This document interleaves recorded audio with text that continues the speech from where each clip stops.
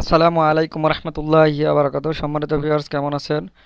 আশা করি সবাই ভালো আছেন। তো ভিউয়ার্স, এখন আমি আপনাদের সামনে টোটাল 3টি শব্দ নিয়ে আলোচনা করব এবং 3টি শব্দ দিয়ে মোট 5টি 5টি বাক্য তৈরি করে দেখাবো। 5টি। তো আমরা প্রথমে 3টি শব্দের সাথে পরিচিত হয়ে আসি। প্রথম শব্দটি সেটি হলো ইত্তি। ইত্তি, ইত্তি মানে যাওয়া। ইত্তি মানে যাওয়া।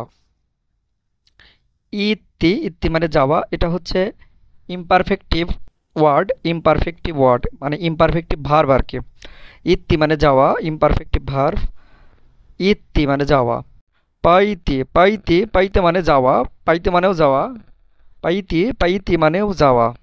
তো এটা হচ্ছে পারফেক্টিভ ভার্ব। তো এর আগে যেটা বললাম ওটা হচ্ছে ইমপারফেক্টিভ ভার্ব, ওইটারই পারফেক্টিভ ভার্ব হচ্ছে এটা, পাইতে মানে যাওয়া।